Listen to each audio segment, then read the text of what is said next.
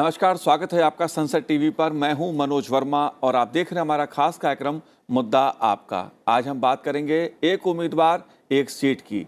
चुनाव आयोग ने केंद्र सरकार से अपील की है कि देश में होने वाले इलेक्शन में एक सीट से सिर्फ एक ही उम्मीदवार चुनाव लड़े और एक से अधिक सीटों में अपनी उम्मीदवारी जताने वाले नेताओं पर जुर्माना लगे। चुनाव आयोग चाहता है कि एक कैंडिडेट के लिए सिर्फ एक सीट हो। भारत में कोई भी सांसद, विधायक चाहे तो एक से अधिक सीटों पर चुनाव लड़ सकता है। वैसे चुनाव आयोग ने सरकार से वन कैंडिडेट वन सीट का फार्मूला लागू करने के लिए पहली बार अपील नहीं की है। इससे पहले भी ये मुद्दा कई बार उठ चुका है।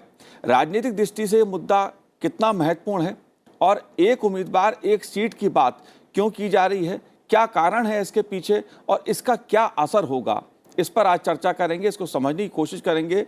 खास मेहमान मेरे साथ जुड़े हुए हैं। मेरे साथ चुनाव आयोग के पूर्व डीजी अक्षय राउत जी जुड़े हुए हैं। अक्षय जी, आपका स्वागत है संसद टीवी पर। साथ ही मेरे साथ ऑर्गेनाइजर के संपादक प्रफुल्ल केतकर जी भी जुड़े हुए हैं। प्रफुल्ल जी, आपका भी स्वागत है। और स्टूडियो में मौजूद है राजनीतिक विश्लेषक अवधेश कुमार जी। अवधेश जी, आपका भी बहुत बहुत स्वागत है संसद टीवी पर। लेकिन शुरुआत में अक्षय जी आपसे करूंगा। एक बहुत बड़ा मुद्दा है एक उम्मीदवार एक सीट। कई बार इस पर पहले भी चर्चा हो चुकी है, कई बार ये मुद्दा उठ चुका है। इस समय ये मांग उठाने की या अपील करने की चुनाव आयोग को जरूरत क्यों पड़ी, क्या वजह है इसके पीछे? देखिए, ये कोई समय या इस समय में कोई इसका खास जरूरी है या खास कोई जरूरत पड़ गई, ऐसी बात नहीं है। इलेक्शन मैनेजमेंट ये एक डायनामिक सिस्टम होता है। जैसे 1951 से जो शुरू हुआ, धीरे धीरे जितना सारे हमारे एरिया जो स्ट्रेंथन हो सकता है प्रबंधन में, कभी कभी इलेक्शन कमीशन का अपना रूल, कभी कभी आर्टिकल 324 की तहत अपना एडमिनिस्ट्रेटिव जो उनका डिस्क्रिप्शन है उसको लगा के, कभी कभी कानून को बदल के, ऐसे हुआ है। जैसे अडल्ट सफरेज 1951 में लोगों को दिया गया, वही अपने आप में एक बड़ा शुरुआती डेमोक्रेटिक रिफॉर्म से इंडिया में, जबकि बाकी जगह में कुछ भी जगह में नहीं था। ये एक साथ में सारे लोगों को, एक वोटर को एक वोट देने के अधिकार, ये बहुत बड़ी चीज है। आज इसे लगता है ऑर्डिनरी है, लेकिन आप ऐसे सोच लीजिए कि अगर एक वोटर को एक वोट देना है तो एक कैंडिडेट 2 सीट क्यों लगा? माने ये तो अपने आप में ही कुछ मुझे ठीक नहीं लग रहा है। इसीलिए करीब 20 साल से चुनाव प्रबंधन जो है अपने आप में इसको बार बार दोहरा रहा है कि ये सही बात नहीं है। 1996 में एक समय आया था जबकि पहले तो मल्टीपल थे, कई जगह से भी लड़ सकता है। 1996 में एक हुआ कि नहीं, अनेक सारे जगह से नहीं, 2 ही सीट से लड़ सकता है। लेकिन वो जो आरपीए या रिप्रेजेंटेशन ऑफ पीपल एक्ट का जो ये थोड़ी सी मुझे लग रहा है कि इसमें जो वीकनेस है, ये वीकनेस को चेंज करके कोई अमेंडमेंट के जरिए इसको सही करके एक कैंडिडेट अगर एक जगह से लड़ेगा वो सही होगा। देखिए, आपके चैनल के जो उसमें लोगो है, मोटो है, उसमें लिखा हुआ है डेमोक्रेसी मैटर्स, है ना? तो डेमोक्रेसी मैटर्स ये नहीं है। डेमोक्रेसी मैटर्स मतलब आपका ऐसे वाइड चॉइस या वाइल्ड चॉइस देंगे, ये वाली बात तो ठीक नहीं रहेगा ना। आप जस्ट इमेजिन कीजिए, जो जगह से कोई उम्मीदवार लड़ता है, अगर 2 जगह से लड़ता है, मान लीजिए बड़े बड़े दिग्गज ऐसे ही लड़ते हैं, मैं देखा हूं चुनाव के इतिहास में, क्योंकि वो अपना इन्फ्लुएंस लगाना चाहते हैं, अपना कोई पार्टी का पॉलिटिकल स्ट्रैटेजी है उसीलिए करना चाहते हैं। लेकिन आप सोचिए उस लोगों के बारे में जो उन लोगों को प्रतिनिधि बनाया वोट देके, अपना बहुमूल्य वोट देके। जी अक्षय जी, बिल्कुल आप सही कह रहे हैं। इसके कई पहलू हैं। जस्ट खत्म कर दूं कि फिर उसको एक बार आना पड़ता है। अब मतलब उसका कैंडिडेट जिसको वोट दिया वो रिजाइन कर देता है, एक सीट तो छोड़ना पड़ता है। ये कोई बढ़िया बात नहीं है, क्योंकि फिर उसको आना पड़ता है वोट देने के लिए मैकेनिकली। वो बढ़िया बात नहीं है। चेंज होना ठीक बात है जो इलेक्शन कमीशन ने बताया है। जी प्रफुल्ल जी, आप कैसे देखते हैं इस पूरे मुद्दे को? क्योंकि एक तरफ राजनीति है, लोकतंत्र का सवाल भी है। लोगों को जो समस्या होती है कि एक से अधिक सीटों पर जब कोई चुनाव लड़ता है तो जाहिर तौर पे एक सीट छोड़नी पड़ती है, वहां दोबारा चुनाव होता है, सरकारी खजाने पे भी उसका असर पड़ता है। आप कैसे देखते हैं इस मुद्दे को? जी मनोज जी, नमस्कार। देखिए, ऐसा है कि मैं इसको लार्जर जो इलेक्टोरल रिफॉर्म्स का डिस्कोर्स है उसका एक हिस्से के रूप में देखता हूं। 96 में ये प्रक्रिया शुरू हुई, 99 में गोस्वामी कमीशन की रिपोर्ट पे कुछ मुद्दों पर अमल हुआ, 2004 में ये हुआ कि जो है 2 ही सीटों से ये इसका अमल शुरू हुआ। पहले तो हम ये समझ ले कि पीपल्स रिप्रेजेंटेशन एक्ट क्या कहता है। पीपल्स रिप्रेजेंटेशन एक्ट 1951 जो है उसने दो प्रावधान हैं। जी। एक तो सेक्शन 33 है जिसके अंतर्गत ये कहा गया है कि एक ही सीट से उसका प्रतिनिधित्व हो सकता है, मतलब वो कोई भी उम्मीदवार जो है वो प्रतिनिधित्व एक ही जगह का कर सकता है जी। लेकिन उसके साथ साथ दूसरा एक सेक्शन है 70, शायद अक्षय जी मुझे करेक्ट करेंगे, उसमें यह कहा गया है कि वो एक साथ, पहले तो मल्टीपल था, अब 2 सीटों से चुनाव लड़ सकता है। अब इसमें इलेक्शन कमीशन में, सुप्रीम कोर्ट में जब 2018 में भी ये विषय चर्चा के लिए आया था, फिर 2020 में चर्चा के लिए आया, तब ये बार बार कहा, 2 चीजें इसमें इलेक्शन कमीशन ने कही है। एक कि पहली बात तो जो अभी अक्षय जी ने कहा कि ये उन वोटर्स के साथ धोखा है क्योंकि उनका उम्मीदवार जो है वो जीतने के बाद सीट छोड़ देता है। यदि वो एक जगह से हार जाता है तो बात अलग है जी। लेकिन दोनों जगह से सीट जीत लेता है तो एक जगह से वो छोड़ देगा, तो ऐसे में उन वोटर्स के साथ ये धोखा है। दूसरी बात जो इलेक्शन कमीशन ने कही बड़ी महत्वपूर्ण है, खर्च की बात, इसका जो है वो खर्च का मुद्दा है और इसमें ये बात लॉ कमीशन के सामने भी चर्चा में आई। अब उस समय बात हुई थी कि असेंबली कॉन्स्टिट्यूंसी में 5 लाख का और लोकसभा कॉन्स्टिट्यूंसी में 10 लाख का खर्चा जो है डिपॉजिट के रूप में, उससे अतिरिक्त उसको यदि लड़ना है एडिशनल सीट से जी। तो वो लिया जाए।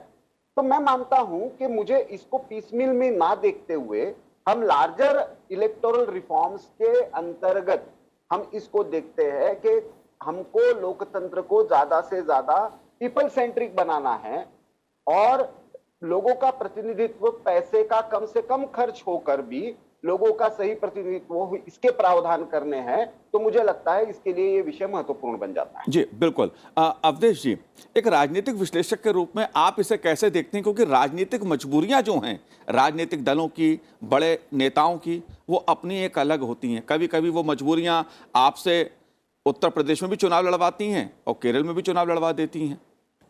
देखिए, हमारे देश की समस्या ये है कि जो मुद्दा नहीं है हम उसी को बड़ा मुद्दा बना के उस पर चर्चा करते हैं, बहस करते हैं, बता देते हैं कि जैसे अरे ये तो इतना बड़ा है, इससे लोकतंत्र पर असर पड़ रहा है। 1951 से 52 से वैसे हुआ, लेकिन 51 से चुनाव प्रक्रिया आज तक चली है। कोई मुझे बता दे कि लोकसभा चुनाव में कभी भी कोई 15 कैंडिडेट 20 कैंडिडेट लड़ गया हो 2 जगह से। गिने चुने कुछ लोग 1-2 जगह से लड़ते हैं। विधानसभा चुनाव की भी यही स्थिति रहती है। तो पहले तो मेरी नजर में ये कोई बड़ा मुद्दा नहीं है कि इसको इस रूप में, मैं ये मानता हूं कि चुनाव आयोग की भूमिका हमारे देश में चुनावों में को पारदर्शी बनाने में, आम आदमी को सुरक्षा उपलब्ध करा के ज्यादा से ज्यादा मतदान कराने में, बाहुबलियों के प्रभाव को घटाने में, ये सब चीजों में भूमिका चुनाव आयोग की रही है। अब आम आदमी भी जाके लाइन में लग रहा है, वोटिंग परसेंटेज ठीक हो रहे हैं, तो वो सब चीजें रही हैं। लेकिन ये अब 2014 के चुनाव में लोकसभा में 2 लोगों ने 2 जगह से लड़ा था। मुलायम सिंह यादव ने लड़ा था मैनपुरी से और आजमगढ़ से, नरेंद्र मोदी ने बड़ोदरा से और वाराणसी से लड़ा था। क्या अंतर आ गया उससे? अगर मान लीजिए 2 लोग 2 जगह से नहीं लड़ते, उससे लोकतांत्रिक व्यवस्था में, चुनाव की व्यवस्था में क्या अंतर आ जाता, मैं ये पूछ रहा हूं। दूसरी बात, जो 2019 का चुनाव था तो सबसे ज्यादा राहुल गांधी का प्रचार हुआ, अमेठी से और वायनाड से प्रचार हुआ। हालांकि एक जगह से हार ही गए तो दोबारा चुनाव कराने की जरूरत नहीं पड़ी। तो इसलिए ये अब चूंकि हम लोगों के मित्र हैं अश्विनी उपाध्याय सुप्रीम कोर्ट में लेकर चले गए, चुनाव आयोग ने 2004 में इसके बारे में अपना प्रतिवेदन दिया है, विधि आयोग ने 2015 में एक रिपोर्ट दी है, तो चर्चा चलती रहती है। इसलिए मेरी दृष्टि में 2 जगह से चुनाव लड़ने पर, पहले तो जैसे बता रहे थे प्रफुल्ल जी, जाहिर है कि कितने जगह से लड़ सकते, आखिर क्यों हमारे संविधान निर्माताओं ने इसको प्रतिबंधित नहीं किया कि एक आदमी एक ही जगह से चुनाव लड़े? इसके भी तो कुछ कारण रहे होंगे कि ऐसा तो था ना कि इस पर बहस नहीं चली है, वहां क्यों नहीं किया गया? तो जब, इसलिए किसी चीज को मूल रूप से सोचना, देखिए देश में कई बार राजनीतिक दृष्टि से भी होती है, लेकिन कई बार कुछ क्षेत्रों में बहुत मैसेज देने की दृष्टि आवश्यकता होती है। हर चीज ब्यूरोक्रेटिक तरीके से और हर चीज कानून के तरीके से, राजनीति का भी इस देश में महत्व है। संपूर्ण व्यवस्था राजनीति के हाथों है, संसद आप देते हैं, तो राजनीति को भी कुछ अगर अच्छे मैसेज देने होते हैं, उस नाते भी कई बार चुनाव लड़ा जाता है। नरेंद्र मोदी को वाराणसी से लड़ने का मतलब एक मैसेज देना है कि हमारी आइडियोलॉजी क्या है। बड़ोदरा से जरूर लड़ रहे हैं, लेकिन एक केंद्र है जहां से हम देश और दुनिया को अपने एक विचार का पूरा कर ले रहा हूं। तो इसीलिए मेरे हिसाब से 2 जगह लड़ने पर कोई समस्या नहीं है। उससे कोई इतना ज्यादा खर्च अंतर आ नहीं जाता है, इतनी बड़ी समस्या लेकिन पैदा नहीं अवधेश होती जी, है। अक्षय जी ने और प्रफुल्ल जी ने एक बात कही, आप 2 सीटों से चुनाव लड़ते हैं, एक सीट छोड़नी पड़ती है, आप ठीक चाहे है, जीते, छोड़नी पड़ेगी। आप जीते, एक सीट छोड़नी पड़ती है, लेकिन जो सीट आप छोड़ते हैं उस क्षेत्र की जनता के साथ धोखा नहीं है। नहीं, ये सवाल बार बार उभरता है कि क्षेत्र की जनता के साथ धोखा नहीं है, तो वो तो हम एक क्षेत्र से चुनाव लड़ते हैं और अगली बार दूसरी जगह लड़ने चले जाते हैं, तो वो भी एक प्रकार से इसको धोखा नहीं कहते हैं। जब जो लोग वोट दे रहे हैं, दोनों में से एक जगह मालूम है उसको कि एक जगह इनको छोड़ेंगे।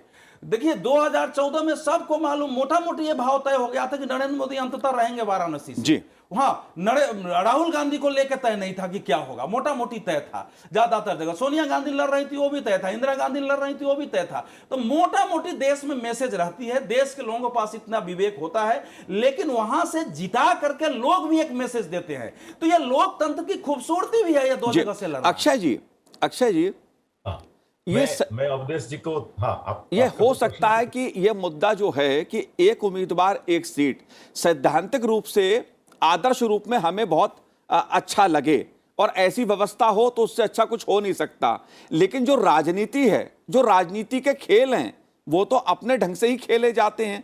कभी कभी किसी एक बड़े उम्मीदवार की घेराबंदी भी की जाती है, इसलिए भी दूसरी सीट से लड़ना पड़ता है। प्रभाव बढ़ाने की रणनीति भी होती है पार्टी की।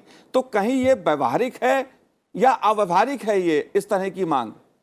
नहीं, मनोज जी, मैं कुछ बातें करूंगा जो जी। कि अवधेश जी बहुत जाने माने राजनीतिक विश्लेषक हैं, उनके साथ भी मैं सहमत हूं। उसका कुछ राजनीतिक कारण है जिसके लिए कोई कैंडिडेट 2-3 जगह से लड़ सकता है, लेकिन मुझे लग रहा है कि राजनेता जितना प्रखर होते हैं वो उसका और भी कोई उपाय देख सकते हैं, खाली उनको सीट 2-3 जगह से लड़ना बहुत जरूरी नहीं है। एक बात यह है। दूसरी बात यह है कि ये कोई अर्थ सेटिंग रिफॉर्म है, मैं सहमत हूं अवधेश जी के साथ, कोई अर्थ सेटिंग रिफॉर्म ये नहीं है, लेकिन रिफॉर्म्स का एक सिलसिला है, जैसे प्रफुल्ल जी बता रहे थे।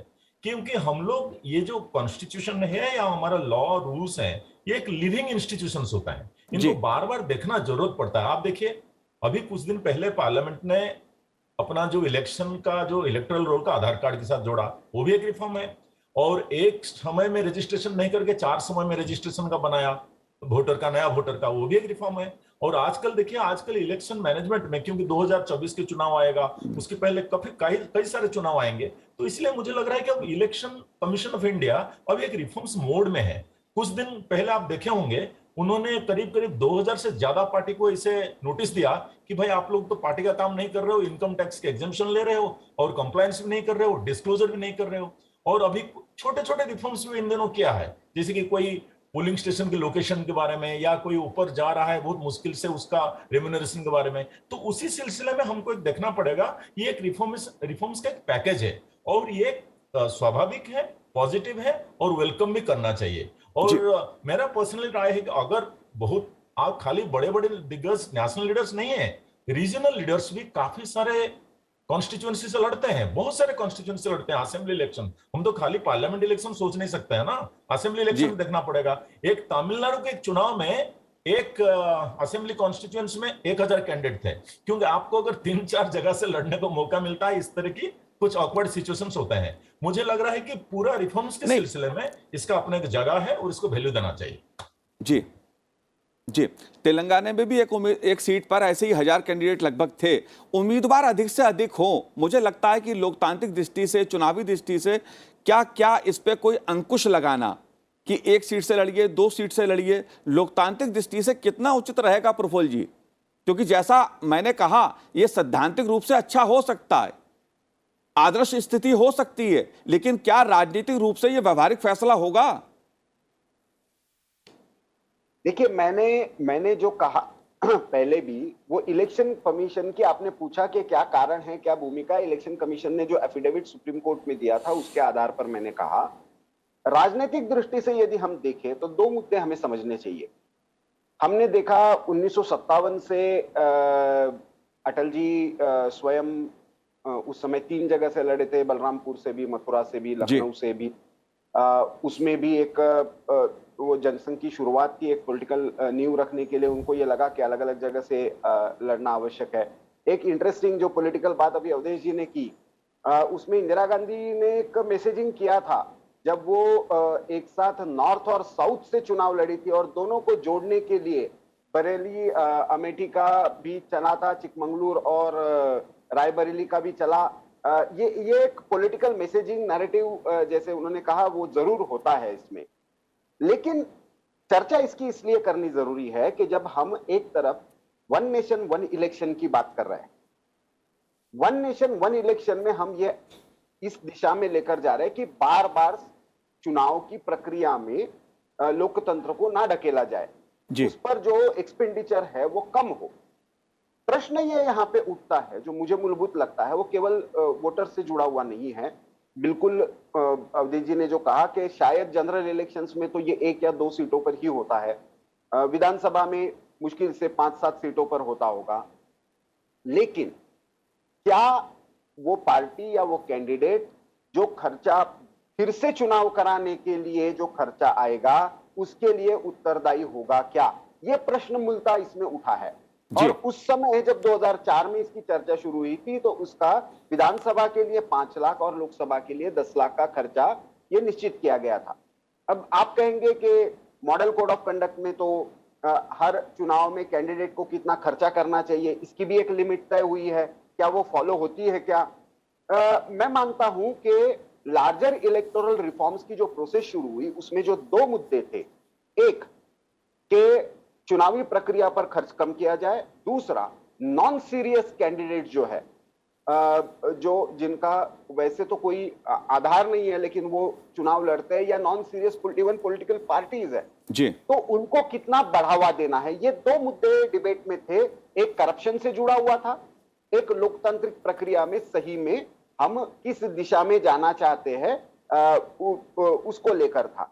मैं मानता हूं कि ये कोर, इसीलिए मैंने कहा कि लार्जर इलेक्टोरल रिफॉर्म्स की बात में ये एक मुद्दा होता है तो उसका औचित्य जरूर बनता है। अदरवाइज जैसे हमने अवधेश जी ने कहा कि इसके पॉलिटिकल मैसेजिंग बहुत बड़े होते हैं, लेकिन इतने बड़े नेता होते हैं तो वो शायद दूसरे कॉन्स्टिट्यूंसी का खर्चा भी उनकी पार्टी जी उठा बिल्कुल बिल्कुल। चुनाव खर्च का सवाल एक बहुत बड़ा सवाल है। देखिए ऐसा नहीं है, चुनाव आयोग ने जो भी पहल की हैं पूर्व में उसके कुछ अच्छे हमारे सामने परिणाम भी उभर के आए हैं।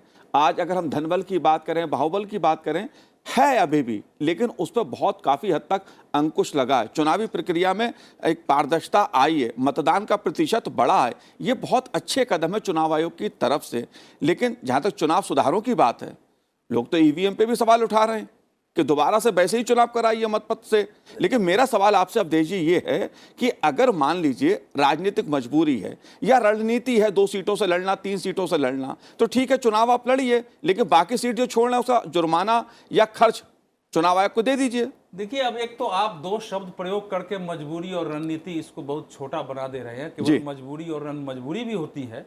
राहुल गांधी अमेठी से हारते 2 लड़के, मान लीजिए कई बार मुलायम सिंह यादव को 2014 में भय हो गया तो उन्होंने आजमगढ़ के साथ साथ मैनपुरी से भी चुनाव लड़ लिया, तो ऐसा होता है। लेकिन इसको इसी में सीमित नहीं करना है। मैं फिर कह रहा हूं कि चुनाव से संबंधित मूल मुद्दों पर बहस नहीं हो रही है हमारे देश में। अब जैसे प्रफुल्ल जी ने कहा, हम सब लोगों ने मैंने पूरा चुनाव एक साथ कराने की जो बात प्रधानमंत्री ने की थी, खूब लिखा, बहस किया, बोला, लेकिन वो नहीं हो पाया। चुनाव आयोग ने उस पर उतना इनिशिएटिव नहीं लिया है कि उसको आगे बढ़ाया जाए, जबकि वो हो जाए तो बहुत सारी चीजें, समस्या का समाधान हो जाएगा। उस पर चुनाव आयोग ने इनिशिएटिव। दूसरी बात आप कह रहा हूं, इस समय सबसे बड़ी समस्या चुनाव की क्या है? क्या 2 जगह से लड़ना है? चुनाव आयोग ने जो सबसे बड़ा अपराध किया है, जो मैं कर रहा हूं, सब प्रयोग कर रहा हूं, कि धीरे धीरे चुनाव को इतना खर्चीला बना दिया। अब 95 लाख रुपए तक एक सांसद चुनाव में खर्च कर सकता है, पहले 70 लाख तक की आपने सीमा कर दिया है, क्योंकि नहीं, खर्च बढ़ता जा रहा है। अरे बढ़ता जा रहा है तो आप चुनाव आयोग हैं, आप तय करिए कि कैसे घटेगा। आप बढ़ाते चले जाओ, कल होकर के 1 करोड़ 90 लाख कर दीजिए बढ़ाने का, तो आम आदमी चुनाव कहां लड़ेगा? विधानसभा चुनाव में 40 लाख तक खर्च कर दीजिए आप ये सब चीजें तो चुनाव आयोग ने सुधार के विपरीत काम किए हैं इस भारत में। और मैं आपको बता रहा हूं कि कई बार अक्षय जी को थोड़ा तकलीफ नहीं होनी चाहिए, क्योंकि सच्चाई है, कई बार चुनाव आयोग अपना सुझाव देने में सीमाओं का अतिक्रमण करके चला जाता है। अब मैं आपको बता रहा हूं कि 1998 के चुनाव में शायद मनोहर सिंह एम एस गिल थे, आपको याद है ना? उन्होंने कह दिया कि देश की सारी पार्टियां तो अपना घोषणा पत्र निकालती है जनता को, हमको देती ही नहीं। हमको घोषणा पत्र पार्टियां क्यों नहीं देती है? इसलिए सभी पार्टियां हमको घोषणा पत्र दो। मैं टीवी पर बैठा हुआ था, मैंने उठाया भाई चुनाव आयोग कौन होता है? घोषणा पत्र तो पार्टियों का कार्यक्रम। और आश्चर्य होगा कि ज्यादातर पार्टियों ने जाके दे दिया घोषणा पत्र। हम लोगों ने लाल किस आडवाणी ने उठाया कि भाई चुनाव आयोग ये हमारा विषय है, हम चुनाव आयोग को नहीं देंगे। उसके बाद चुनाव आयोग ने यह वापस ले लिया है। तो कई बार जो है, चूंकि राजनीतिक क्षेत्र में गिरावट आई है, मैं पूरी बात कर लेता हूं, क्योंकि आपने ये इसके बहाने हम चुनाव पर कई चीजों पर चर्चा कर लेंगे ना। तो क्या होता है कि कई बार उत्साह में चुनाव आयोग भी कुछ मतलब ऐसे चीजों पर बहस करा, ऐसी चीजें कर देता है जो नहीं करना चाहिए। दूसरी बात आपको बता रहा हूं, मैं बहुत बड़ी बात कहने जा रहा हूं, इस पर बहस होगी। चुनाव आयोग ने ओपिनियन पोल पर, एग्जिट पोल पर बैन किया हुआ है। किस कानून के तहत बैन है? सुप्रीम कोर्ट में मामला गया था। सुप्रीम कोर्ट ने इशारे में चुनाव आयोग को कहा था कि आप अपनी सीमाओं को समझिए। तो ये दबाव में सब आ गए हैं। लेकिन मैं आपको कह रहा हूं कि मैं अगर ओपिनियन पोल दिखा दूं तो चुनाव आयोग के पास कोई कानूनी ताकत नहीं है कि उसको रोक सके। अवधेश भाई, अंतिम बातें पूरा कर दो। ये बता रहा हूं कि देखिए, चुनाव से संबंधित चुनाव आयोग ने अक्षय जी से जवाब ले लूं ना इन सब बातों के। एक और कह देता हूं ना, चुनाव आयोग ने अच्छे काम भी किए हैं, लेकिन चुनाव को इतना नीरस बना दिया है कि बैनर पोस्टर नहीं, 10 बजे के बाद लाउड स्पीकर नहीं, ये सब एक चुनाव, एक उत्सव जैसा माहौल नहीं। अवधेश जी, जो बातें आप कह रहे हैं चुनाव आयोग में कोई कमी निकाल सकता है, उसका जवाब अक्षय जी देंगे। प्रफुल्ल जी भी कुछ बातों का जवाब दे सकते हैं, कुछ मुद्दे वो भी रख सकते हैं, लेकिन राजनीतिक दल खुद में सुधार करेंगे नहीं। चुनाव आयोग पहल करेगा, उस पर सवाल उठाएंगे आप, ये तो नहीं चलेगा ना। अक्षय जी, जो सवाल, जो बातें अवधेश जी ने कही हैं, ये बात ठीक है, चुनाव खर्च बड़ा है, ये बात एक मुद्दा है। तमाम और भी सवाल हैं जो चुनाव आयोग से जुड़े हो सकते हैं। चुनाव सुधार में कई और भी विषय आते हैं। उन मुद्दों को आप कैसे देखते हैं? जो ये चुनाव आयोग की सारे अभी तक की जो जर्नी है, वो खाली इंडिया में सारे पॉलिटिकल स्टेक होल्डर, सारे सिटीजन्स और दुनिया में सबको माना है कि ये हमारे चुनाव, इंडिया की चुनाव बहुत अच्छा है, इसका प्रबंधन बहुत अच्छा है, इसे गोल्ड स्टैंडर्ड माना गया है। उसमें इलेक्शन कमीशन का जो प्रोसेस है, उसमें political parties main stakeholder है, सिविल सोसाइटी उसके साथ रहता है। और एमसीसी का वायलेशन कौन करता है, वो भी हम लोग जानते हैं। और खर्च का जो सीमा बढ़ाया गया है, मैं कोई इसमें अल्टरकेशन में नहीं जाना चाहता हूं, वो सीमा जो बढ़ाया गया है वो भी माना जाता है कि वो सीमा के बढ़ाने का कोई मतलब इसलिए नहीं है क्योंकि जो पॉलिटिकल पार्टीज कैंडिडेट है उससे भी कहीं ज्यादा खर्च कर रहे हैं। ये तो उसको रियलिस्टिक करने के लिए एक लेवल को लाया गया, कुछ पहले की बेसिस पर, कुछ इन्फ्लेशन को जोड़कर। लेकिन ये बात होता है कि जो एक्चुअली खर्च होता है, जो रिपोर्ट नहीं करते हैं, ये यहाँ बैठे हुए लोग भी जानते हैं, ये जो पॉलिटिकल पार्टीज के हेडक्वार्टर्स में बैठे हुए हैं वो भी जानते हैं कि खर्च बहुत ज्यादा होता है, बल्कि उसके ऊपर अंकुश लगाना और जरूरी है और रियलिस्टिक बनाना भी जरूरी है। आप देखिए, कुछ दिन पहले पहली बार इंडिया के इतिहास में कैंपेन जो है वो फिजिकल कैंपेन को रोक के कोविड के समय पर, उसमें भी काफी चर्चा हुआ। कोई तो किसी को तो पोजीशन लेना पड़ेगा कि कोई जीतेगा कोई हारेगा नहीं, लेकिन जो अंपायर को तो एक पोजीशन लेना पड़ेगा क्योंकि भाई कोविड का समय था, तो पहली बार फिजिकल कैंपेन बंद हुआ। एक तरह आर्गुमेंट चल पड़ा है कि सोशल मीडिया या जो बोलते हैं ऑनलाइन कैंपेन अच्छा है, ऑनलाइन कैंपेन होना चाहिए और लोगों का लाइफ को डिस्टर्ब नहीं करना चाहिए। एक तरफ उसका अगेंस्ट में भी आता है, तो पॉलिटिकल कॉन्सेंसस जो है इसके बेसिस पर बहुत कम है और पॉलिटिकल कॉन्सेंसस लेके इलेक्शन कमीशन चलता है और अपना दिमाग भी अप्लाई करता है, ये एक बात है। और मैंने अभी तो थोड़ी देर पहले जिक्र किया ना कि अभी एक रिफॉर्म्स के दौर में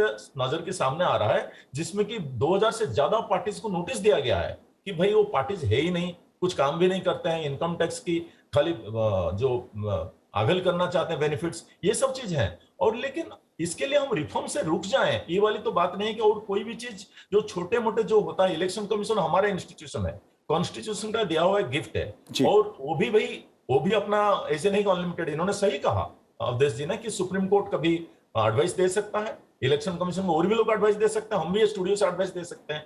लेकिन जो कॉम्प्लेक्स एक्सरसाइज है, आप देखिए करीब 1 बिलियन इलेक्टोरेट होने वाला है हमारा, 100 करोड़ का इलेक्टोरेट हो जाएगा थोड़ी दिन में, और कितना पोलिंग स्टेशन मानिए, कितना पॉलिटिकल पार्टीज, कॉम्प्लेक्सिटीज है, हमारा कॉन्टेस्टेशन कितना ज्यादा है, उसके बीच में अगर हम लोग एक जगह से लेके पोलिंग स्टेशन से लेके वोटर की काउंटिंग करके अगर रिजल्ट निकाल के एक रिप्रेजेंटेटिव गवर्नमेंट भारत के लोगों को इलेक्शन कमीशन दे पाता है और ये क्रेडिबल है, ये तो बेसिक जॉब तो यही है ना, फ्री एंड फेयरनेस। तो अगर होता है तो वही बड़ी काम है, और उसके लिए थोड़ी सी शाबाशी देना भी जरूरी है, मुझे ऐसा लग रहा है। जी जी बिल्कुल बिल्कुल। प्रफुल्ल जी, आपने दोनों की बात सुनी, अक्षय जी को भी सुना, अवधेश जी को भी सुना। मेरा सवाल आपसे ये बात ठीक है, चुनाव सुधार कई मुद्दों पे बहुत जरूरी है, जिस तरह का खर्च बढ़ा है, ये भी ठीक है कि एक उम्मीदवार एक सीट, ये एक मुद्दा सैद्धांतिक रूप से बेहतर हो सकता है। लेकिन एक सवाल है, इतनी ज्यादा पार्टियां देश में हैं, कुछ पार्टियां नाम के लिए चुनाव लड़ती हैं, लड़ती भी हैं नहीं लड़ती हैं इसका भी नहीं पता है।